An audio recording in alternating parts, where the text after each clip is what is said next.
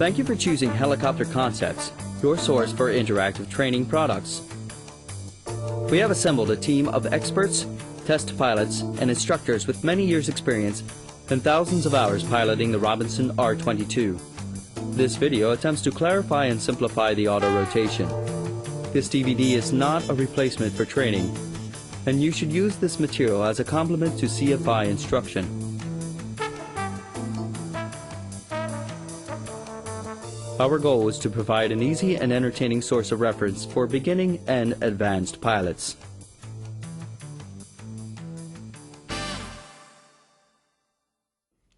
Each year, year in and year out, almost 1/3 of all of our non-fatal accidents are caused by practice auto rotations. Practice auto rotations, practicing for an event, an engine failure that rarely occurs.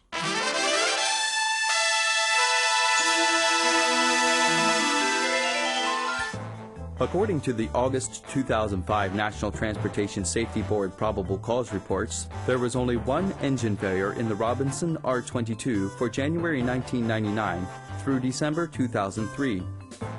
Unfortunately, during that same time period, there were 140 R22 accidents caused by pilot error. Approximately 1/3 of these accidents were practice auto rotations. We hope that you benefit from this material. Please, fly safely. Frederick traffic, this is Helicopter Hotel Charlie 001, departing the right side of 23, Frederick.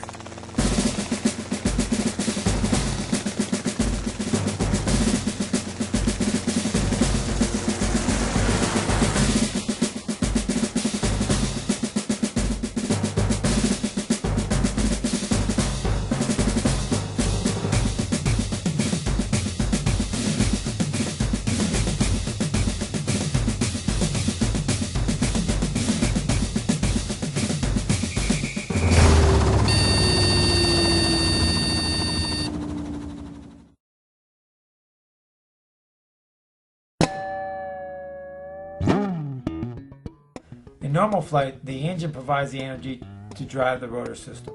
In auto rotation, we use kinetic and potential energy to power the rotor system instead of the engine.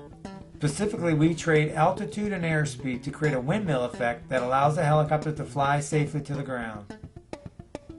In simple terms, the engine provides the energy to turn the rotor blades in powered flight. The rotor blades produce lift and thrust because air is pulled through the top of the rotor disc by the engine's power. In auto rotation, air flowing up through the rotor disc from below provides the energy to turn the rotor blades instead. In other words, when air comes from underneath the rotor disc, it propels the rotor blades.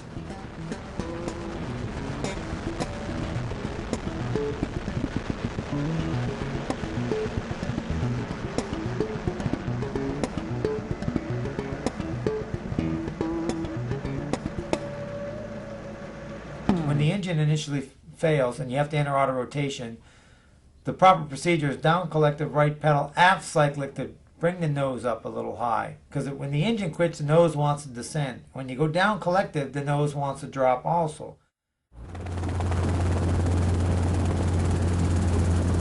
You're not in a state of auto rotation until we get the air coming up to the rotor disc. So we have to reduce airspeed with aft cyclic and get the nose up so we can get kinetic energy to bend the blades. As we bend the blades, we force air through the blades bend up, Coriolis effect comes in, the mass moves in, it winds up our blades. It stops the decay of the RPM coming down. We're going to use our kinetic energy to throw the fuselage out. The centrifugal force is going to try to stop. The blades are going to act like a brake, and they're going to flex back. As they flex back, the Coriolis effect, the mass moves in, winds it up like a speed skater. We're going to use our kinetic energy to throw the fuselage out there. Centrifugal force is going to try to stop. The blades are going to act like a brake, and they're going to flap up. And as they flap up, that's Coriolis effect, as the mass will move in and your RPM is going to go up. The difference is if we push the cyclic forward, the mass will move out, our RPM will tend to come down. So when we're trying to maintain 60 to 70, as we're moving the cyclic forward and back, our RPMs are going to go up and they're going to come down. As we pull the cyclic back, our RPM is going to come up. As we push it forward, our RPM is going to come down. So it's kind of critical that you maintain a 65 knot attitude is what the recommended airspeed is as per the Robinson flight manual.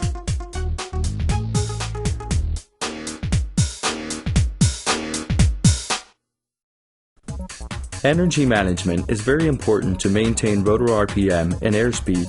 As you can see here, both kinetic and potential energy provide the power required to successfully complete the auto rotation. Note the correlation between the instruments, the aircraft attitude, and the stored energy in terms of horsepower seconds available. Alright, we're going to talk about stored energy or energy management in auto rotations, which all helicopters have these components, which is kinetic energy and potential energy. And kinetic energy is everything that's already in motion, which is defined as half the mass times velocity squared. And what does that mean? Is that we're talking about everything that's in motion. For kinetic, it would be our RPM and our airspeed. That's already in motion, so that's kinetic energy. Potential energy is weight times height. That's the definition of potential energy, which we're going to talk about altitude. The higher we are, the more potential energy we have. The faster we're going, the more kinetic energy we have. The heavier the rotor blades, the more kinetic energy we have.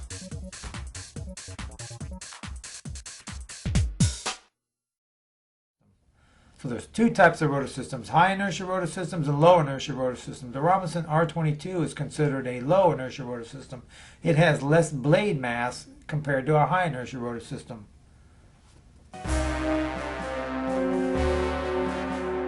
Caution! The R22 has a light, low inertia rotor system. Most of the energy required for an auto rotation is stored in the forward momentum of the aircraft, not in the rotor. Therefore, a well-timed cyclic flare is required, and rotor RPM must be kept in the green until just before ground contact. The difference between high inertia rotor systems and low inertia rotor systems is that in a high inertia rotor system it's less likely for the RPM to decay, but if the RPM does decay, it's more difficult to recover the RPM in a high inertia rotor system. In a low inertia rotor system, RPM can decay rapidly, but we can also regain the RPM rapidly because of the low inertia rotor system, less weight to bring it back up. To maintain rotor RPM in auto rotation, the Robinson R22 requires approximately 75 horsepower seconds. Most of this kinetic energy is stored in the forward momentum of the aircraft, not in the rotor. For example, if you reduce rotor RPM from 104% to 75%, you will recover approximately 100 horsepower seconds. However, it is hardly practical to give up 29% of your rotor RPM. In contrast, there is much more kinetic energy stored in forward momentum of the aircraft. For example, at 90 knots, you only have to slow the helicopter by 6 knots to recover the same 100 horsepower seconds. Let's compare the amount of kinetic energy stored in forward airspeed.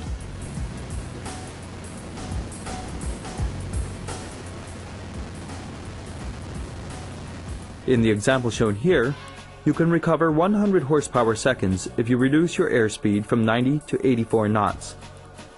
Only a 6 knot difference. In the next example, you can recover 100 horsepower seconds if you reduce your airspeed from 60 to 50 knots. A 10 knot difference. Note that it takes more airspeed to recover 100 horsepower seconds at slower airspeeds. Finally, you can recover 100 horsepower seconds if you reduce your airspeed from 32 to 0 knots, a 32 knot difference.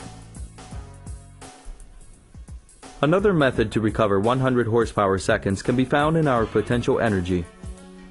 For every 46 feet we descend, we gain approximately 100 horsepower seconds.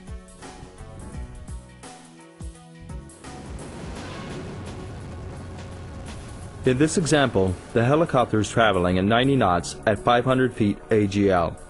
In this configuration, the aircraft has approximately 100 horsepower seconds in rotor RPM, 800 horsepower seconds in forward speed, and 1,100 horsepower seconds in altitude AGL, for a total of 2,000 horsepower seconds of stored energy. This gives the pilot approximately 26 seconds of flight time before ground contact. Let's look at this example in real time. Energy management is very important to maintain rotor RPM and airspeed. As you can see here, both kinetic and potential energy provide the power required to successfully complete the auto rotation. Note the correlation between the instruments, the aircraft attitude, and the stored energy in terms of horsepower seconds available.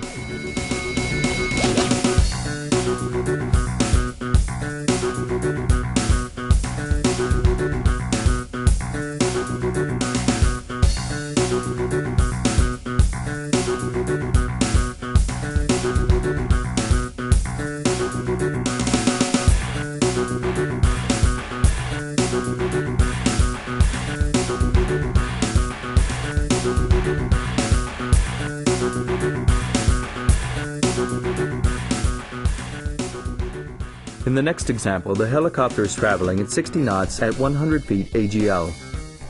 In this configuration, the aircraft has approximately 100 horsepower seconds in rotor RPM, 346 horsepower seconds in forward speed, and 220 horsepower seconds in altitude AGL. This gives the pilot approximately 9 seconds of flight time before ground contact. Let's look at this example in real time. Here, you can see the same energy management techniques in action. However, there is less stored energy available in this flight condition than the previous example.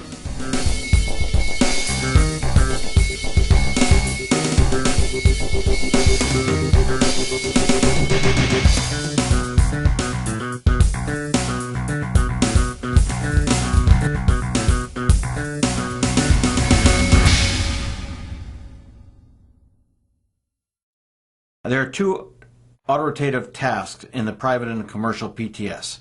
One is called the simulated engine failure from altitude, which we commonly refer to as a forced landing or a throttle chop. And in this particular maneuver, the purpose is to teach the student how to respond to an engine failure, how to recognize it, how to properly react to it, how to select the landing area, and then begin to maneuver towards it. The second task is what the PTS refers to as a practice auto rotation. And in this task, there's no surprise. The student enters the auto rotation on his own. And the purpose of this is to teach the student the elements involved in an auto rotative descent and landing.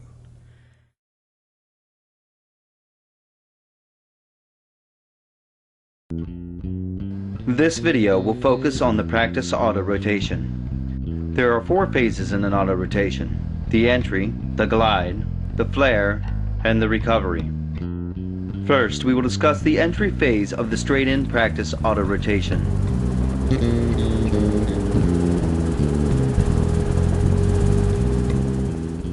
This is a practice auto rotation, so we want to make sure that we do a cockpit check before we get to the entry point. And the cockpit check would be make sure your gauges are green, warning lights are out, fuel's good, full carb heat, and we're ready to go.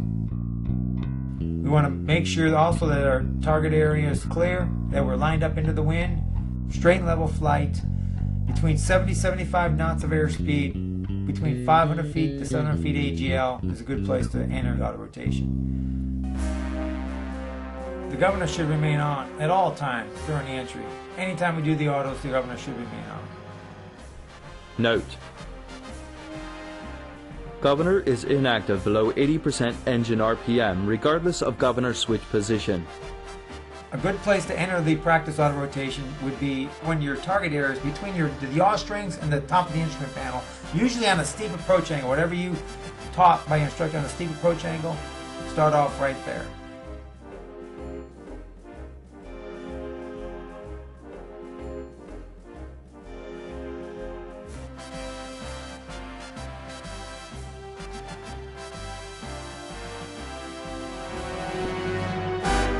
And what we want to do is we want to enter the auto rotation. Enter the auto rotation by down collective all the way down to the stop without rolling the throttle off. Down collective till the stop. Right pedal to keep it in trim. Aft cyclic to keep the nose from dropping. So it's down collective, right pedal, aft cyclic all at the same time. Down collective, right pedal, aft cyclic. The entry is down collective, right pedal, and aft cyclic, all at the same time. When we've got our target area in sight, we got our glide slope in sight when we want to enter, we're going to start off with the entry with smoothly but firmly get the collective all the way down to the stop. Caution. Catastrophic rotor stall could occur if the rotor RPM ever drops below 80%, plus 1% per 1,000 feet of altitude.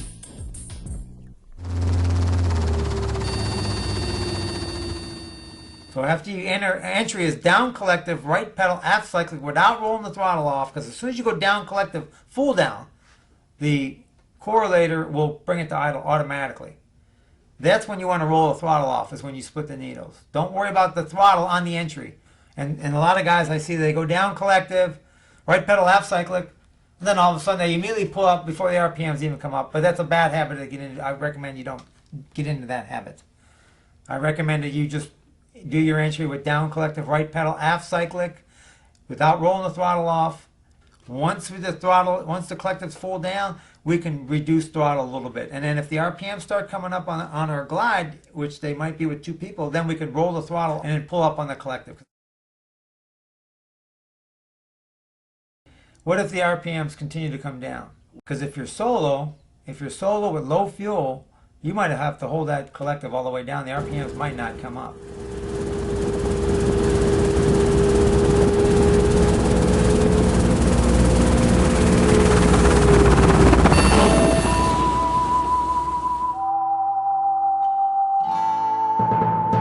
Enter the auto rotation by down collective all the way down to the stop without rolling the throttle off. Right pedal to keep it in trim, aft cyclic to keep the nose from dropping. We want to enter with full down collective, right pedal, aft cyclic, all at the same time. Because as soon as we go down collective without the right pedal, we're going to take the torque off the fuselage. It's going to want to go to the left. It's going to want to follow the rotor blades that turn counterclockwise. So we want to, if you don't do that, it's going to yaw to the left. So we want to smoothly, we're practicing auto rotations. This is practice auto rotation. So we want to make sure that you down collective, all the way, full down, all the way to the stop, right pedal, aft cyclic, all at the same time. But what happens if you go down collective without pulling back on the cyclic a little bit? What happens when you take power away? You push down collective or you reduce power, the nose wants to dip. So we don't want that to happen. So we want to go down collective, right pedal to correct for the yaw, aft cyclic to keep the nose from dipping down or falling below the horizon. As soon as you go down collective, the correlator will kick it to idle. The needle should split. Then you want to roll the throttle off at that time.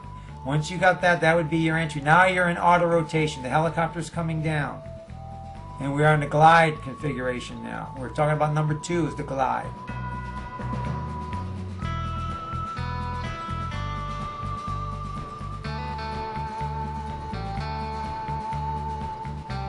After we're in auto rotation and we have a descent established, then we're going to work on the glide. On the glide, we want to make sure that our RPMs are in the green between 97 and 104. We want to maintain our airspeed between 60 70 knots in trim. And we're just going to pretty much hold that on the way down. RPM, if the RPM starts coming up, we're going to pull a little collective, and if it starts rejoining the needles, we're going to give it a roll on the throttle into the idle to keep the needle split. And if the RPM gets too low, we're going to reduce the collective down to keep the RPM in the green, to maintain RPM in the green. And on the glide, we're just going to hold our 60 to 70 knot attitude and in trim.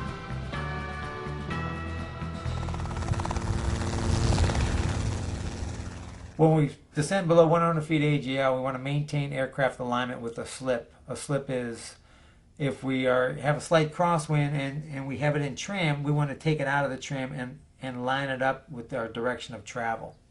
And then we're going to slip it so we're straight. If the skids hit the ground, we're going to make sure that we're going to hit straight.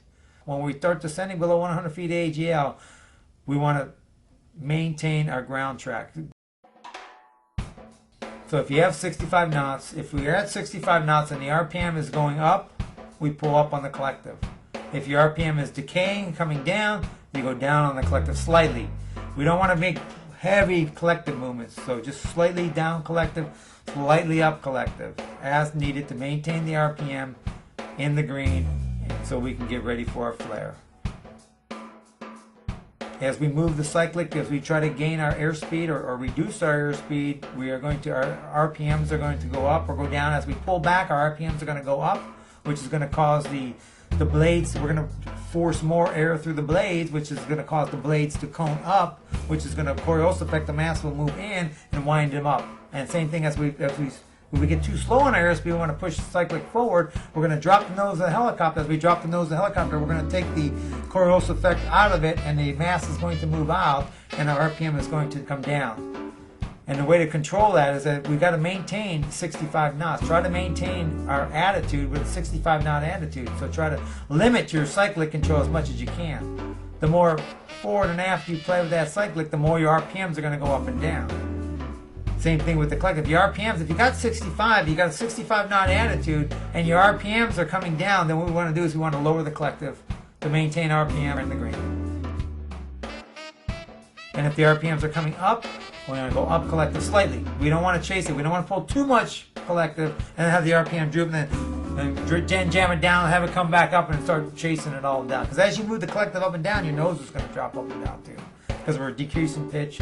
As we decrease pitch, the nose will drop a little bit. As we add pitch, it's going to come up a little bit. And so that's going to mess up your RPM. So the best thing is to find your nice glide, 60 to 70 knots of airspeed, RPM, 97 to 104.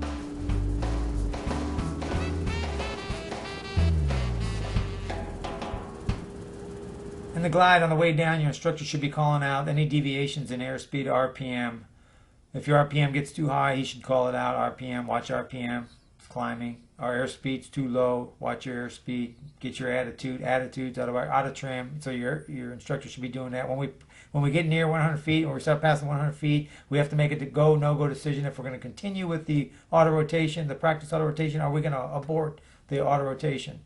At that point, if your RPMs aren't in the green, your airspeed's not between 60 and 70, your rate of sink is greater than 1,500 feet a minute, your instructor should abort, and you should abort the auto and initiate a go-around. Safety Notice number 38, which is found in your pilot operating handbook, provides an excellent technique to safely practice the auto rotation. First, let's take straight-in auto rotations, and then we'll discuss 180-degree auto rotations. This technique is not to allow the aircraft to descend below 100 feet unless three very important parameters are met. If these parameters are not met, the instructor should take the controls and make an immediate power recovery. These parameters are airspeed, stabilized between 60 and 70 knots. I mean stabilized, not 62 knots on its way to 58 knots, but stabilized somewhere between 60 and 70 knots. Rotor RPM stabilized between 97% and 104%. In all our 22 models, the power off rotor limits are 90 to 110%. So for this check, we want the RPM stabilized between 97 and 104%, which is the green range for an alpha and beta, and just below the green to the top of the green for a beta 2. And a normal rate of descent, usually less than 1,500 foot per minute. Since we're not going to allow the aircraft to descend below 100 feet unless these three parameters are met, we have to begin to check these three parameters somewhere above 100 feet. I recommend instructors make this check verbally, either by calling out 100-foot check okay, or actually looking at the instruments and RPM is good, airspeed is good, descent rate is good. Or if you like, you could even call out the numbers. RPM mid-green, airspeed 65 knots, 1,300 foot per minute, ready to descend. Whatever the pilot or instructor is comfortable with, but I think it's important to verbalize the check. That way the instructor and the pilot know that the check is being made and the aircraft is then cleared below 100 feet.